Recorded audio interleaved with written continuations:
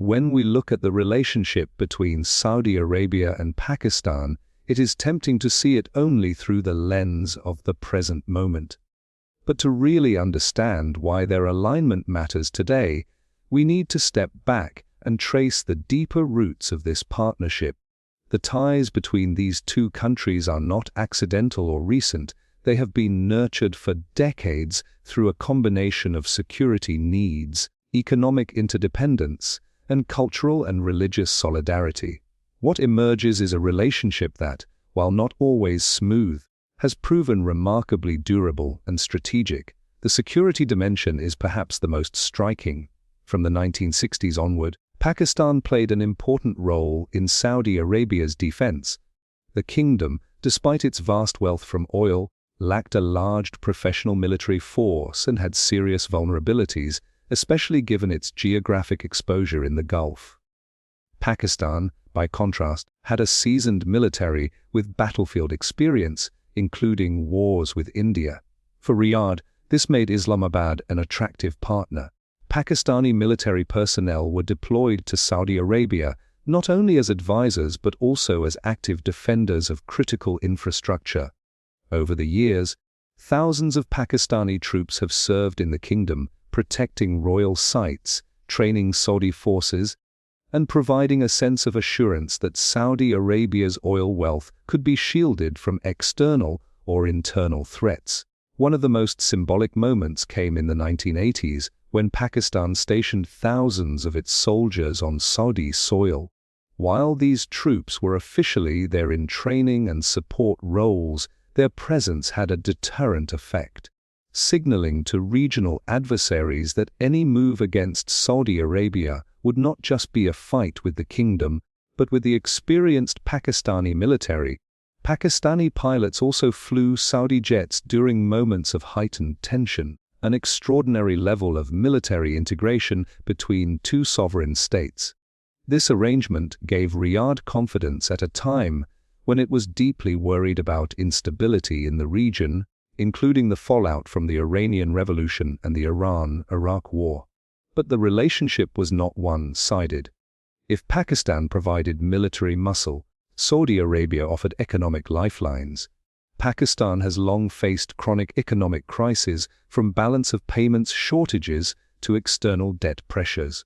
Time and again, Saudi Arabia stepped in with critical support, whether through oil supplied at concessional rates, direct financial aid, or large-scale remittances from Pakistani workers in the Gulf. The number of Pakistani expatriates in Saudi Arabia grew into the millions, sending back billions of dollars annually, which became a lifeline for Pakistan's fragile economy. Beyond remittances, the direct aid packages from Riyadh often arrived at pivotal moments, when Islamabad needed to avoid default, when it needed to shore up its foreign reserves, or when political leaders sought legitimacy by demonstrating support from one of the Muslim world's wealthiest and most influential states. There is also a cultural and religious layer that deepens this alignment. Saudi Arabia, as the custodian of the two holiest sites in Islam, carries immense symbolic weight across the Muslim world. For Pakistan, which defines itself as the first state created in the name of Islam, the bond with Riyadh has always been more than transactional. Pakistani leaders have consistently framed their ties with Saudi Arabia in terms of religious brotherhood and shared responsibility for the Muslim Ummah. This rhetorical framing makes the relationship resonate beyond elites, giving it popular legitimacy among ordinary Pakistanis. For Saudi Arabia, the connection to Pakistan reinforces its leadership claim within the Muslim world, aligning the kingdom with a populous nuclear state whose military credentials are widely respected. Of course, the relationship has not been without strains. Pakistan has sometimes hesitated to be drawn too deeply into Saudi Arabia's regional conflicts, particularly when such involvement risks antagonizing Iran, with whom Pakistan shares a long border. A notable example came in 2015, when Riyadh requested Pakistani military participation in its intervention in Yemen. Pakistan's parliament voted against sending combat troops, reflecting Islamabad's careful balancing act between its close ties to Saudi Arabia and its need to maintain workable relations with Tehran. This refusal caused disappointment in Riyadh, but it did not break the relationship. The foundations of security cooperation and economic interdependence proved stronger than any single dispute. Another layer to consider is how these ties have adapted to shifting global contexts. During the Cold War, Pakistan and Saudi Arabia worked together with the United States in supporting the Afghan Mujahideen against the Soviet Union. That collaboration strengthened their partnership, creating networks that endured well beyond the 1980s. In more recent decades, as U.S. involvement in the region has become more unpredictable, Riyadh has leaned even more on partners like Islamabad to provide reassurance and backup. The enduring Saudi interest in Pakistan's nuclear program is particularly significant. While there is no evidence of direct nuclear cooperation, the speculation that Saudi Arabia could, in a crisis, draw on Pakistani expertise or even hardware has been persistent. Whether or not such an arrangement exists, the very perception that it might have strategic implications, enhancing Riyadh's deterrence posture and reinforcing the sense of special partnership with Islamabad. This historical foundation means that when analysts today describe Saudi Arabia and Pakistan as having an unusually close relationship, it is not just a matter of current politics. It is the product of decades of carefully cultivated security, economic, and cultural ties. For Saudi Arabia, Pakistan has provided what the kingdom could not generate internally: an experienced military shield and a nuclear aura. For Pakistan, Saudi Arabia has provided what Islamabad could not easily secure elsewhere: steady economic lifelines, oil, and the symbolic legitimacy of being aligned with the holiest sites of Islam. It is this background that makes today's developments so consequential.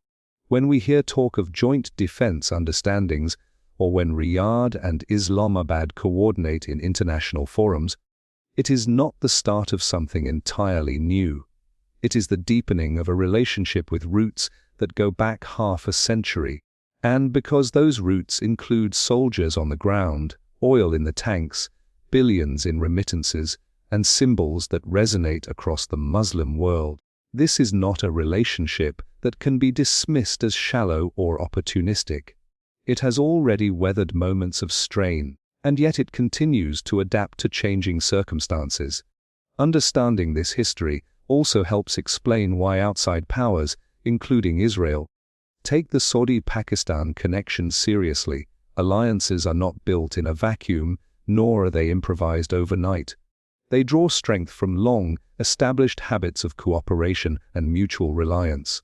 And when we see Saudi Arabia and Pakistan moving closer today, we must recognize that the groundwork was laid decades ago in agreements, deployments, and shared struggles that still shape the calculus of regional power. When we shift from the historical foundation of Saudi-Pakistan ties to their present-day manifestations, what becomes striking is how continuity and change interact.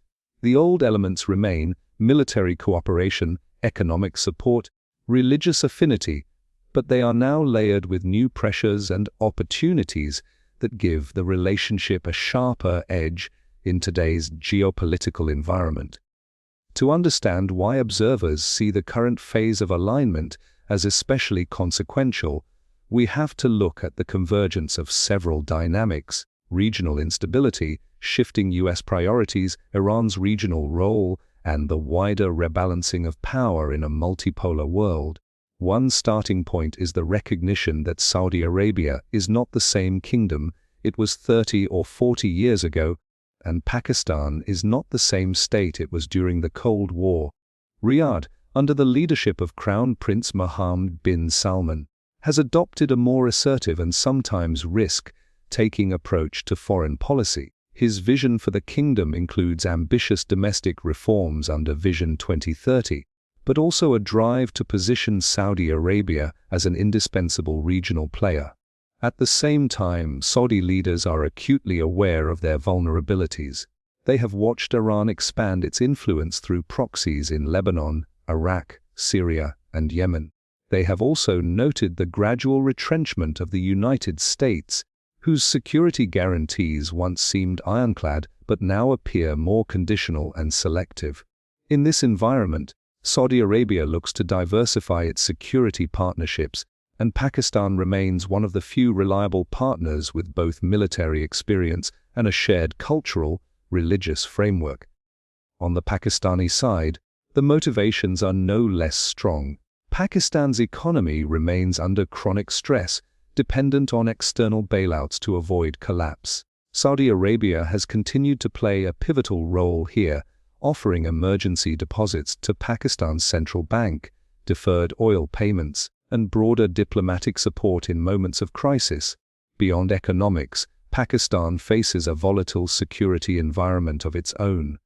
Its relations with India remain tense, with Kashmir a constant flashpoint. Meanwhile, Afghanistan's instability reverberates across its western border. Against this backdrop, close ties with Saudi Arabia offer Islamabad a measure of external reassurance, economic oxygen, and global visibility that it cannot easily obtain elsewhere. Recent developments highlight how these motivations translate into concrete actions. In 2018, Pakistan agreed to deploy additional troops to Saudi Arabia, officially in a training and advisory capacity, but the symbolism was unmistakable. Even after the Yemen episode, where Pakistan declined to send combat forces, the relationship had rebounded. More recently, in 2023 and 2024, Riyadh extended large financial packages to Islamabad at moments when Pakistan faced default, underscoring the continued willingness of the kingdom to prop up its ally. On the defense side, renewed talks have pointed toward greater coordination in intelligence, counter-terrorism, and possibly joint production of military hardware. While the details are often kept discreet, the direction is clear. The partnership is not just persisting, it is deepening.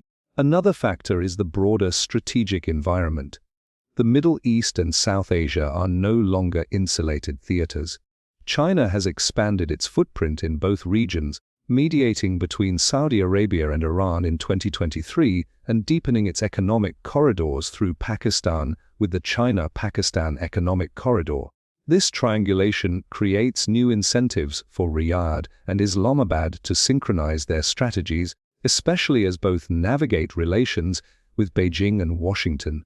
For Pakistan, China is the primary economic and infrastructure partner, but Saudi Arabia offers financial stabilization and religious legitimacy.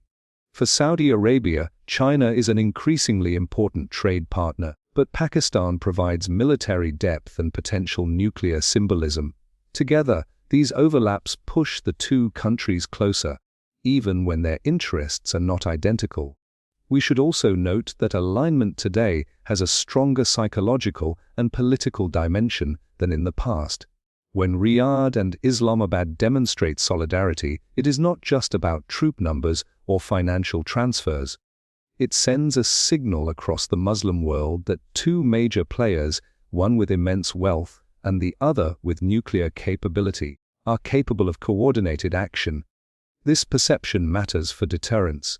For adversaries like Iran, the message is clear. Any escalation against one may risk involving the other. For Israel, the calculation becomes more complicated. While Riyadh has flirted with normalization under US pressure, the presence of a Pakistani backstop complicates how far Israel can assume Saudi freedom of maneuver. Even if Riyadh never invokes Pakistani support directly, the perception that such support exists raises the costs of miscalculation. The current phase of alignment is also shaped by domestic politics within both countries. In Pakistan, leaders from different parties, whether military or civilian, have consistently reaffirmed ties with Saudi Arabia. This continuity is unusual given Pakistan's often volatile domestic politics, and it underscores how central Riyadh is to Islamabad's survival strategy. In Saudi Arabia, aligning with Pakistan helps counterbalance criticism from within the region about its foreign policy choices, presenting the kingdom as a state capable of forging strong partnerships beyond the Gulf. At the same time, the alignment today is not without tension. Pakistan's balancing act with Iran remains delicate. Too close an embrace of Saudi Arabia risks antagonizing Tehran, which could retaliate through cross-border unrest or by leveraging ties in Afghanistan. Similarly, Saudi Arabia's tentative steps toward normalization with Israel, encouraged by Washington, create awkward optics for Pakistan, which has never recognized Israel and remains committed to the Palestinian cause. Yet what is remarkable is how these tensions have not derailed the relationship. Both Riyadh and Islamabad appear adept at compartmentalizing their disagreements, prioritizing core mutual interests over divergences.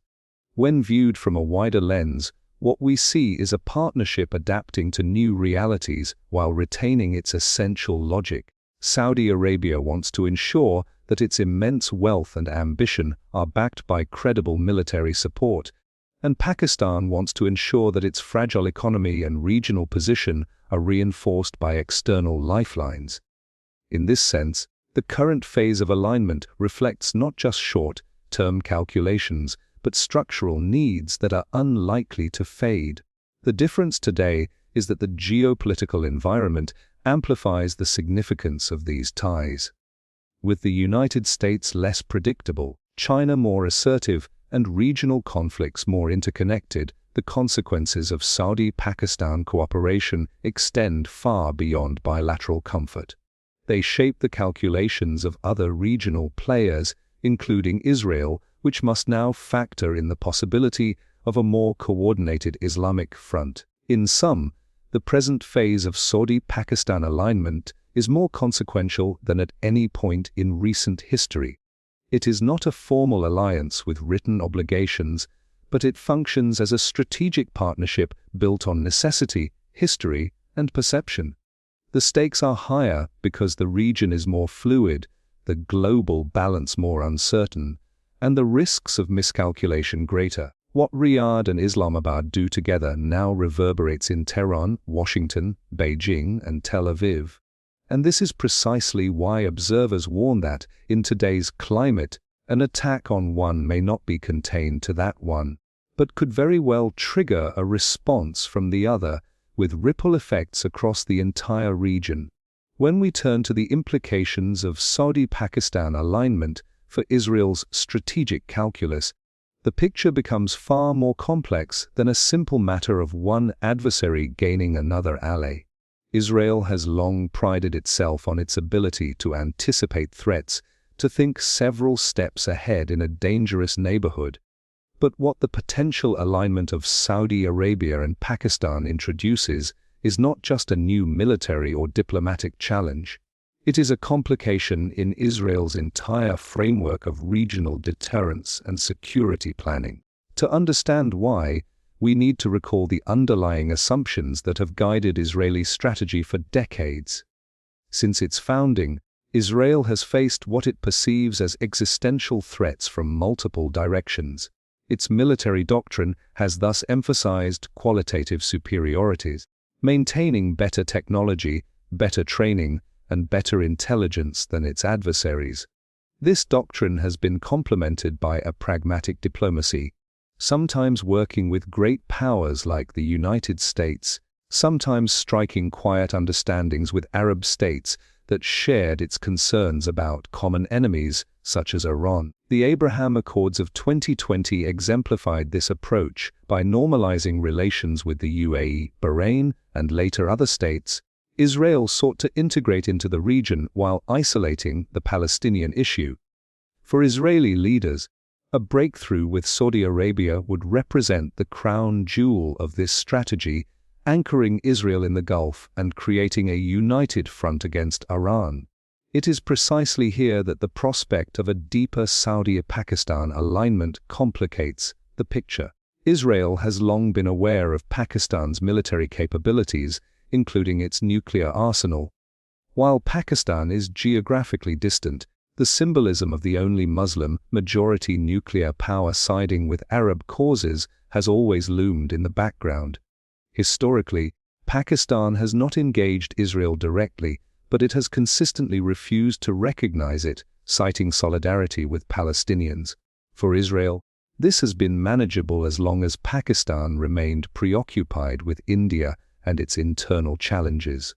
But when Saudi Arabia strengthens ties with Pakistan, particularly in military and intelligence domains, Israel has to contemplate the possibility that Saudi leverage could bring Pakistan into regional disputes where previously it was absent. This possibility does not mean Pakistani forces would suddenly deploy against Israel.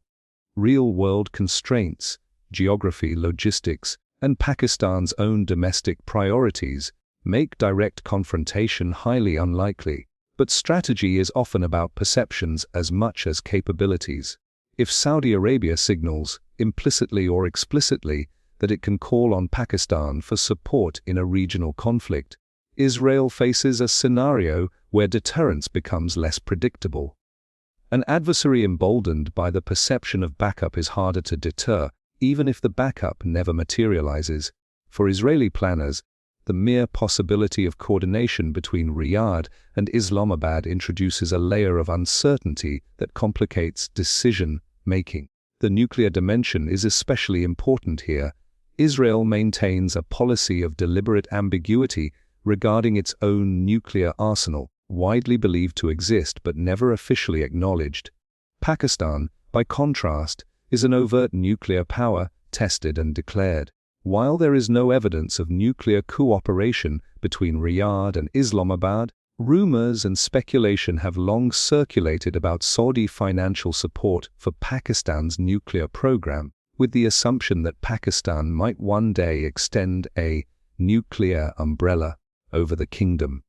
Whether or not these rumors are true, their persistence shapes perceptions. From Israel's perspective, even the remote possibility that Saudi Arabia could access Pakistani nuclear assistance alters the regional balance.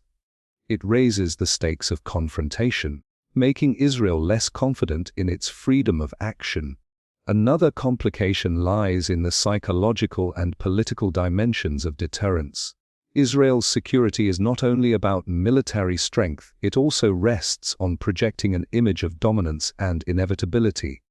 The Abraham Accords, for example, were as much about symbolism as substance, showing that Arab states could normalize with Israel despite the Palestinian issue, suggesting that Israel's place in the region was secure.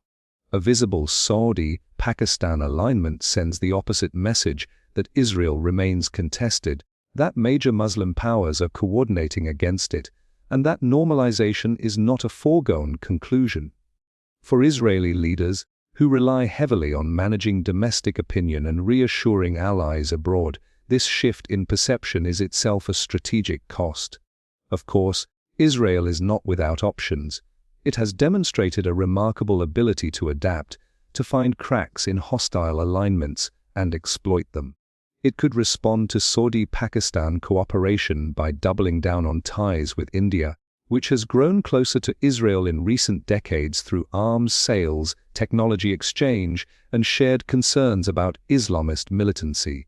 In fact, an enhanced Israel-India partnership might be seen as a counterbalance to a Saudi-Pakistan axis, especially given the enduring rivalry between New Delhi and Islamabad. Israel could also intensify its lobbying in Washington, reminding American policymakers that its security remains a cornerstone of U.S. Middle East policy, thereby ensuring continued military and diplomatic support. But none of these options fully resolve the underlying challenge. What makes the Saudi-Pakistan connection significant for Israel is not any single military or diplomatic move, but the broader strategic uncertainty it generates. Deterrence works best when the boundaries of possible conflict are clear, when adversaries know what each side can and cannot do. The alignment of Saudi Arabia and Pakistan blurs these boundaries. It creates scenarios where escalation could be faster, more unpredictable, and harder to contain. If Israel contemplates a strike on Iranian nuclear facilities, for example, it must now calculate not just Tehran's response, but also the possibility of Saudi or Pakistani reactions that could complicate or magnify the fallout. There is also the long-term dimension. Israel's grand strategy has always been to ensure survival by staying several steps ahead of regional trends. Yet the broader trend today is one of multipolarity and fluid alliances. The United States, while still Israel's most important ally, is less willing to play the role of regional policeman. China is expanding its mediation and economic influence. Russia remains entangled in the Middle East despite its preoccupation with Ukraine. In this shifting environment, Israel can no longer count on the predictability of alliances. The Saudi-Pakistan alignment is one manifestation of this larger shift, reminding Israel that regional power centers are capable of creating new equations that sideline its preferences. From Alan Doughty's perspective, the essential point is that Israel's strategic calculus has always relied on controlling variables in a volatile region. What the Saudi-Pakistan relationship does is introduce new variables that Israel cannot easily control. These variables may never translate into direct threats, but they reduce Israel's margin for error. And in a region where miscalculation has often led to war, that reduction is consequential. In sum, the implications of Saudi-Pakistan alignment for Israel are less about immediate military confrontation and more about the erosion of strategic certainty. Israel must now think harder about the risks of escalation, the durability of deterrence, and the credibility of its diplomatic breakthroughs. The potential for an Attack 1, Trigger 2 scenario forces Israel to adjust to a world where its adversaries may have deeper, more resilient forms of support. And while Israel has proven adaptable in the past, this new alignment challenges its core assumption that it can always isolate threats and manage them one at a time. When considering the alignment of Saudi Arabia and Pakistan, the most important question is not simply what they might intend, but what might occur in the event of a regional crisis. History reminds us that wars are rarely the product of careful design alone. They are often the result of miscalculation, misperception, or unintended escalation. For Israel, Iran, and indeed the wider Middle East and South Asia, the danger of Saudi-Pakistan cooperation lies not only in deliberate coordination, but in how it could shape the dynamics of a conflict once it begins. In other words, the scenarios of regional spillover demand careful analysis. Let us begin with a hypothetical but plausible spark: rising tensions between Israel and Iran. Israel has long viewed Iran's nuclear program as an existential threat. While diplomacy and covert actions have delayed progress, the issue remains unresolved. Suppose Israel, facing intelligence that Iran is nearing a nuclear breakout, decides to strike Iranian facilities. Such an action would immediately trigger Iranian retaliation. Tehran would not only launch missiles at Israel, but mobilize its regional network of allies. Hezbollah in Lebanon, militias in Iraq, and the Houthis in Yemen. This is already a familiar and troubling scenario. But when we add the Saudi-Pakistan dimension, the calculus shifts. Saudi Arabia, sharing both proximity to Iran and deep suspicion of its intentions, would immediately feel threatened. Iranian retaliation might include strikes on Saudi oil infrastructure, as seen in 2019 when drones and missiles hit Abqaiq and Khurais. The difference now is that Riyadh, aware of its vulnerabilities and aware of its partnership with Islamabad, might look to Pakistan for assistance. Even if this request is initially limited, say, for intelligence sharing, troop deployments to protect critical infrastructure, or diplomatic cover, the symbolic weight of Pakistan's involvement would raise the stakes dramatically. Iran, perceiving this as Saudi complicity in Israel's actions, could decide to target Saudi territory more aggressively. What began as an Israel-Iran confrontation could, within days, become a wider regional conflict. Another scenario involves Pakistan's domestic politics and public opinion. Pakistan has consistently positioned itself as a champion of Muslim causes. From Palestine to Kashmir, while its leaders are careful not to overextend, a major Israeli-Arab confrontation, especially one in which Palestinians are directly affected, would place enormous pressure on Islamabad. If images of devastation in Gaza or Lebanon flood Pakistani media, the government may feel compelled to move from symbolic gestures to tangible support, whether through sending advisors, opening supply channels, or offering military assistance to Saudi Arabia. Even modest involvement could change perceptions in the region. Israel would not only be fighting Hezbollah or Iran, but confronting a broader sense of Islamic solidarity backed by the credibility of Pakistan's military. We should also consider the nuclear dimension of spillover. It is important to emphasize that there is no evidence of Pakistan ever transferring nuclear technology or weapons to another state. Yet the speculation that Saudi Arabia has a nuclear option through its ties with Islamabad has been persistent for decades. In a major regional crisis, even if such speculation remains untrue, perceptions could have dangerous consequences. If Iran believes that Saudi Arabia might receive nuclear backing from Pakistan, it may accelerate its own nuclear program in desperation. Israel, faced with the possibility of a shifting nuclear balance, may feel pressure to act preemptively.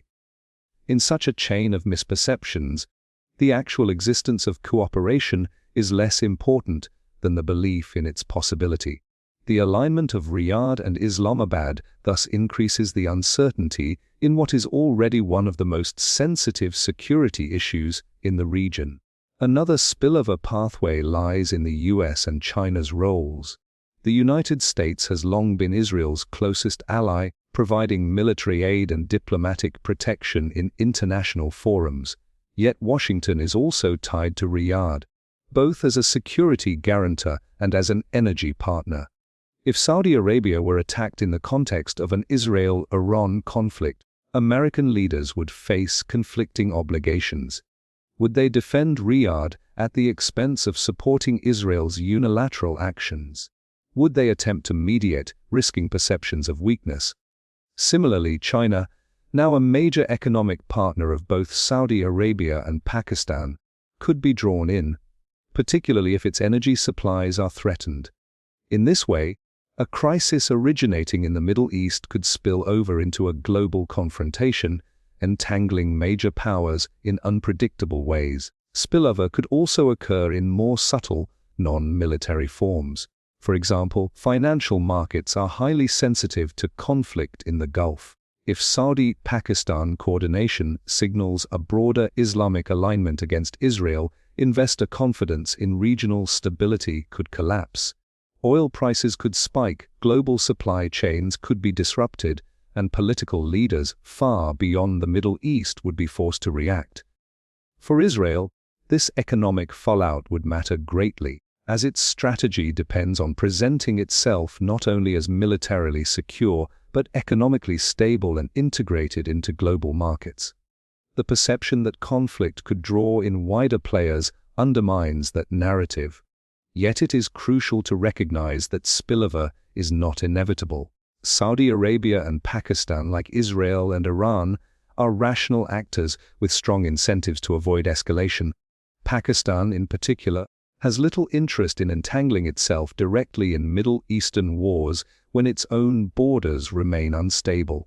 Saudi leaders, despite their assertiveness, are aware that their ambitious Vision 2030 depends on a degree of peace and stability. Even Israel, often portrayed as willing to act unilaterally, is deeply cautious when it comes to operations that might spiral into full-scale war. The danger lies not in deliberate choices, but in the fog of crisis. The moments when communication breaks down, when leaders misread each other's signals, or when domestic pressures push governments to act more aggressively than they otherwise would. One historical analogy is instructive: the 1973 Yom Kippur War. That conflict began with limited aims by Egypt and Syria, but quickly escalated into a superpower confrontation as the United States and the Soviet Union mobilized. Neither Cairo nor Damascus intended to spark a global crisis, yet the dynamics of alliance and perception created just that. The Saudi-Pakistan relationship could play a similar catalytic role today. Neither Riyadh nor Islamabad may wish to confront Israel directly, but in the volatile environment of the Middle East, their alignment could amplify a conflict in ways that neither fully controls. Scenarios of regional spillover highlight why observers describe the Saudi-Pakistan relationship as potentially transformative. It is not because these two states are preparing for war against Israel or even against Iran. It is because their alignment adds new layers of uncertainty, new variables in an already unstable equation. When a single spark can ignite a regional blaze, the presence of additional actors with deep military, economic, and symbolic weight increases the risk that the fire will spread beyond its initial boundaries.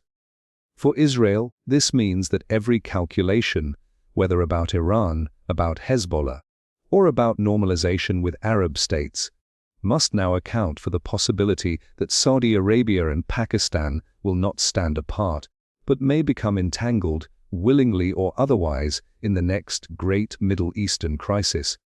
When we speak of the Saudi-Pakistan alignment, it is tempting to analyze it in narrow regional terms. What it means for Iran, what it means for Israel, or how it might affect the immediate balance in the Gulf. Yet this would miss the larger point. The Middle East and South Asia are not isolated theaters, they are deeply interwoven into the broader fabric of global politics. Oil markets, nuclear proliferation, the competition of great powers, all converge here. This is why the alignment of Riyadh and Islamabad cannot be understood simply as a bilateral partnership. Its ripple effects extend outward, reshaping dynamics from Washington to Beijing, from Moscow to New Delhi. Let us start with the United States.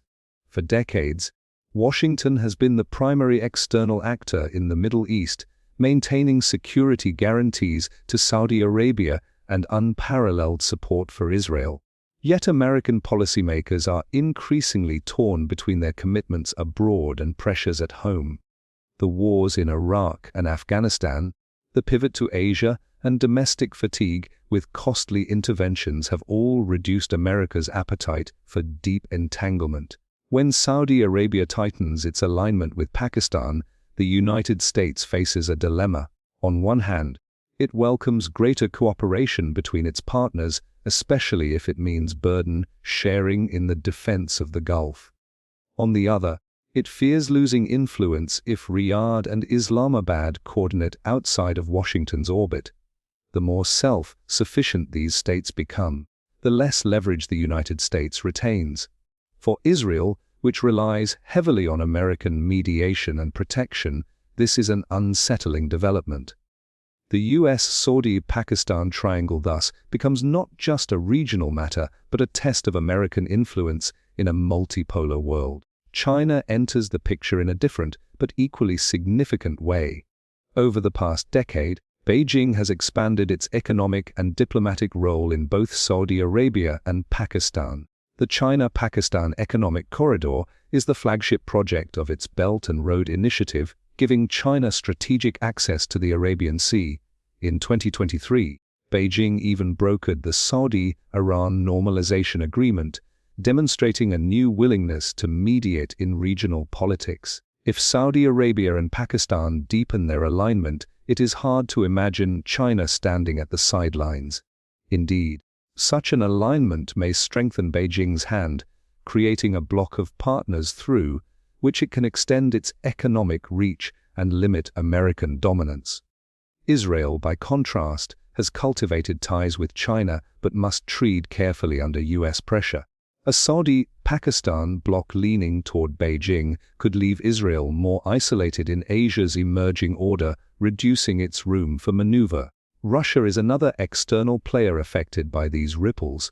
Moscow has cultivated close ties with Iran, intervened in Syria, and sold arms across the region.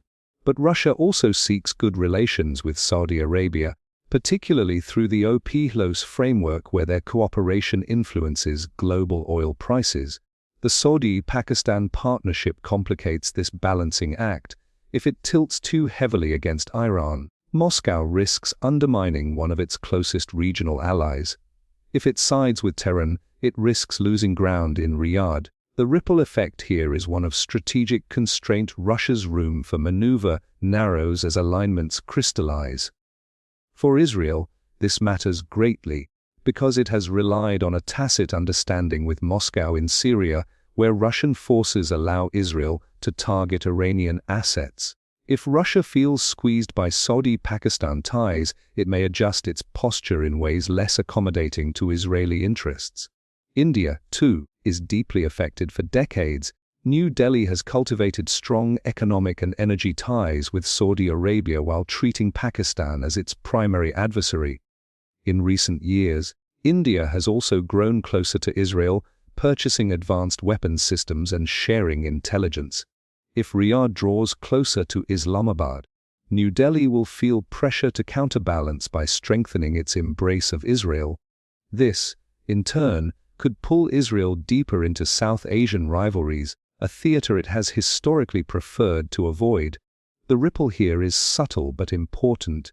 Israel risks becoming more enmeshed in conflicts that are not its own, dragged into the India-Pakistan rivalry as an indirect consequence of Saudi-Pakistan cooperation. Beyond great powers and regional rivals, there is the wider Islamic world. The symbolism of Saudi Arabia and Pakistan, custodian of Islam's holiest sites on one hand, nuclear-armed Muslim state on the other, carries enormous weight. If these two are perceived as standing together, it sends a message of unity that transcends borders. For many Muslim, majority states, this may revive debates about collective defense or greater coordination on issues like Palestine. Even if no formal alliance emerges, the perception of a potential bloc can reshape diplomatic alignments. Countries such as Turkey, Indonesia, or Malaysia may recalibrate their positions, either aligning more closely with Riyadh and Islamabad or seeking distance to preserve flexibility. For Israel, this is troubling, because it thrives on divisions within the Muslim world, divisions that allowed it to normalize with the UAE and Bahrain despite Palestinian objections. A perception of unity undercuts that strategy. Another ripple effect lies in global energy markets. Saudi Arabia remains the world's swing oil producer, capable of influencing prices with a turn of the tap. Pakistan, though not an energy giant, is strategically positioned as a transit hub for pipelines and trade routes linking Central Asia, the Gulf, and China. Together, their cooperation could affect not just regional energy flows, but global ones. If conflict threatens Saudi facilities or Pakistani transit routes, markets would respond with spikes that ripple through the world economy. In an age where economic stability is closely tied to political legitimacy, this kind of volatility has political consequences in capitals far from Riyadh or Islamabad. It is also worth considering the ripple effects on norms of international order. The world since 1945 has been governed, at least nominally, by institutions and rules designed to limit conflict, regulate proliferation, and stabilize trade. Yet the alignment of Saudi Arabia and Pakistan underscores a different logic, the logic of flexible, interest-based partnerships outside of formal alliances. This reflects the broader trend of multipolarity, where states hedge, balance, and diversify rather than rely on single patrons. For Israel, which has thrived under the relative predictability of US hegemony, this trend is destabilizing. It means that alignments are more fluid, commitments more conditional, and adversaries harder to isolate. Finally, the ripple effects touch upon public opinion and political identity. In the Arab and Muslim world, where Israel remains unpopular despite formal agreements, the sight of Saudi Arabia and Pakistan coordinating can re-energize anti-Israel sentiment. In the West, where Israel depends on sympathetic narratives, growing talk of a Saudi-Pakistan bloc may raise questions about whether US and European support for Israel destabilizes rather than stabilizes the region. In China and Russia, Narratives of Western decline may find new material in the image of Islamic powers asserting independence. Thus, even outside the halls of diplomacy, the ripple effects shape the stories that leaders tell their people, and those stories, in turn, influence policy. The wider geopolitical ripple effects of Saudi-Pakistan alignment cannot be overstated. This is not merely a partnership of two states, it is a shift with consequences that travel outward in multiple directions. It alters the calculations of the United States, China, and Russia. It reconfigures the options available to India and to Israel. It resonates across the Islamic world, across energy markets, and across the global narrative of power. For Israel, these ripples are especially challenging because they erode the predictability on which its strategic planning depends. For the wider world, they remind us that in an interconnected age, no alignment, however local it may seem, remains local for long. In bringing together the strands of Saudi-Pakistan alignment and its implications for Israel, we must conclude by distinguishing carefully between symbolism and strategy.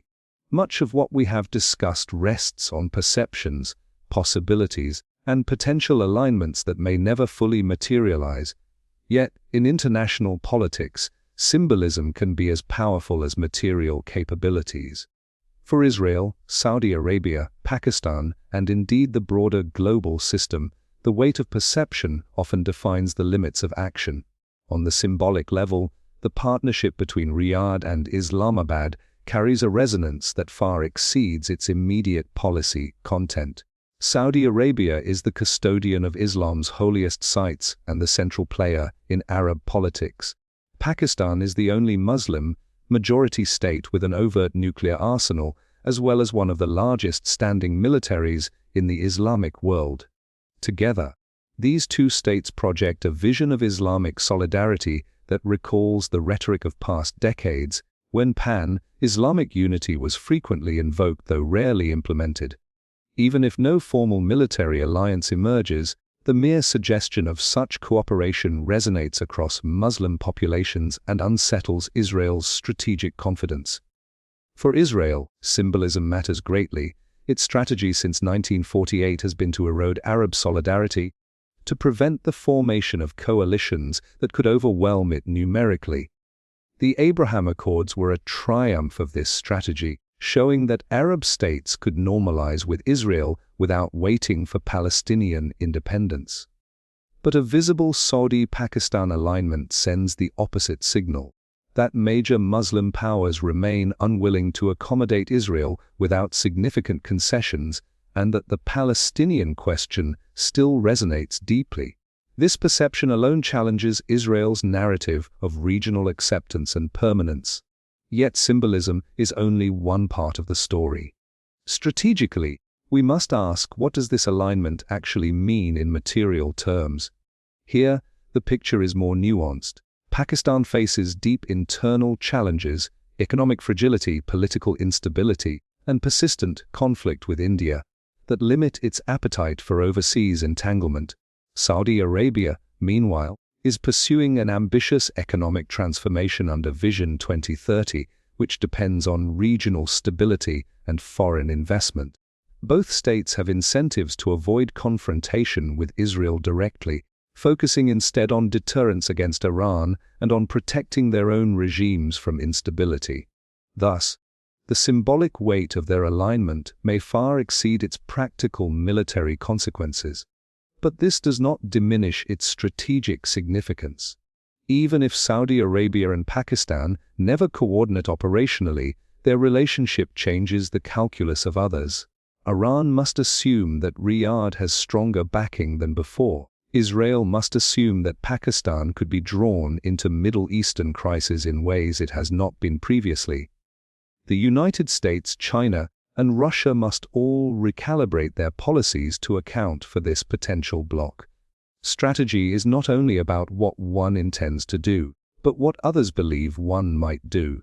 In that sense, the alignment matters even if it never moves from rhetoric to reality.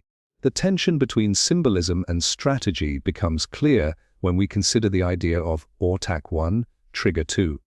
Symbolically, the alignment signals unity, that harm to Saudi Arabia could be seen as harm to Pakistan and vice versa. Strategically, however, the mechanisms of such a trigger remain uncertain.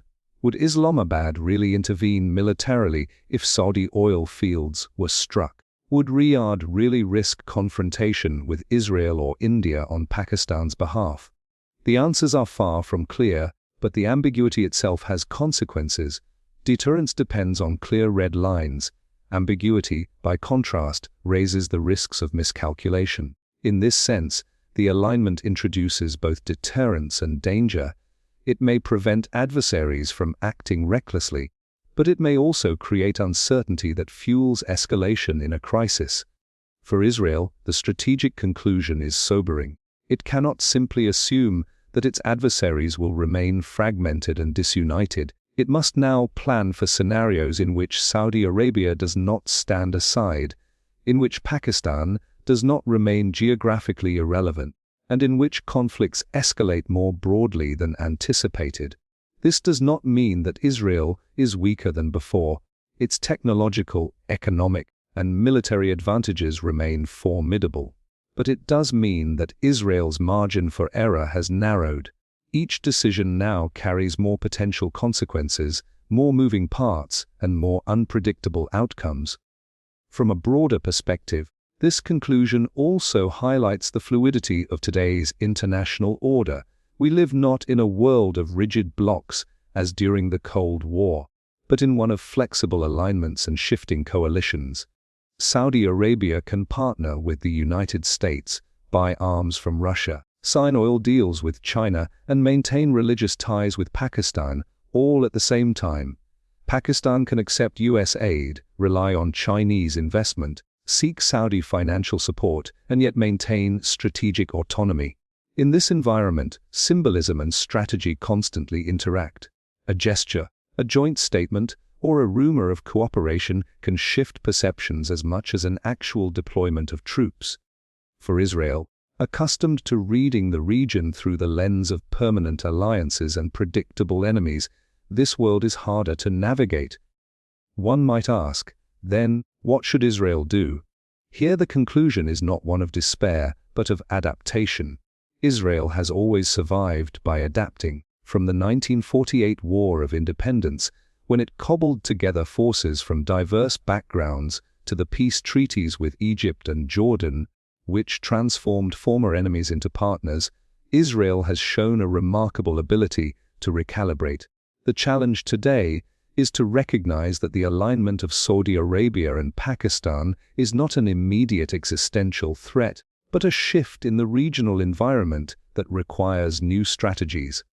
Strengthening ties with India, deepening integration with Western economies, and carefully managing relations with the United States will all be part of this adaptation. Yet adaptation must also address the symbolic level. If the Palestinian question remains the rallying point that unites Riyadh, Islamabad, and others, then Israel cannot ignore it indefinitely. While domestic politics make major concessions difficult, a complete disregard of Palestinian aspirations will only fuel alignments against Israel. Thus, even as Israel maneuvers strategically, it must consider how its policies resonate symbolically. In the Middle East, perception and narrative are as powerful as weapons. The Saudi-Pakistan alignment stands between symbolism and strategy. It may not create a formal military alliance, but it shifts perceptions in ways that matter deeply. It may not lead to immediate confrontation with Israel, but it complicates Israel's deterrence and narrows its strategic options. It may not transform the balance of power overnight, but it reflects the broader trend toward multipolarity and flexible alignments that define our era. For Israel, this is both a challenge and a warning. It must move forward with greater caution, greater attention to perception, and greater recognition that in the Middle East, the lines between symbolism and strategy are often blurred.